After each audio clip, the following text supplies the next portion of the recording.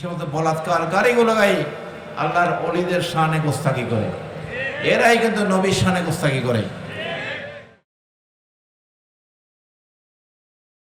কিন্তু কোনো কাজকে আল্লাহ রসুল বলেছেন, হালাল কাজকে যদি আপনি হারাম সাবিত করেন তাহলে ওইটার হারামের যত গুনাহ সব আপনার উপর পড়বে, ঠিক কিনা? সুতরাং তারা আজকে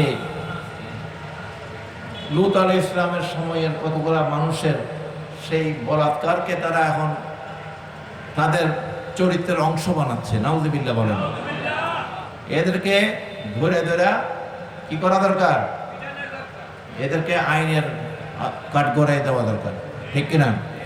যারা এই অনৈতিক কাজগুলো করছে, গুনার কাজগুলো করছে, নাউযুবিল্লাহ বলেন, এদের মুখে খাজা গরিবে নওয়াজের, মাইজভান্ডার শরীফের আউলিয়া কেরামের বিরুদ্ধে তাদের মুখেই শোভা পায়, ঠিক কিনা?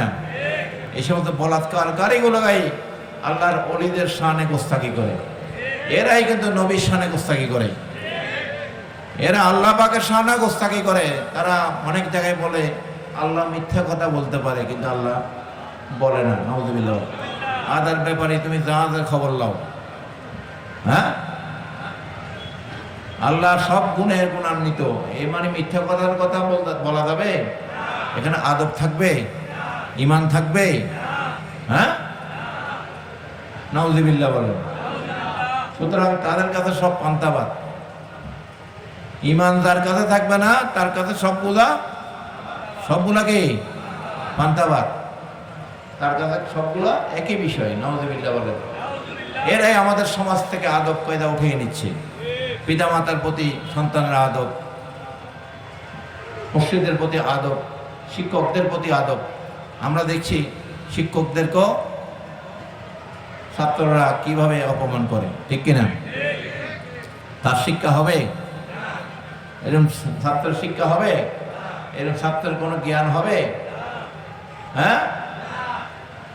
যে জ্ঞান সেটা হচ্ছে পাপের জ্ঞান, ঠিক কিনা? সেটা গুণের জ্ঞান হবে না।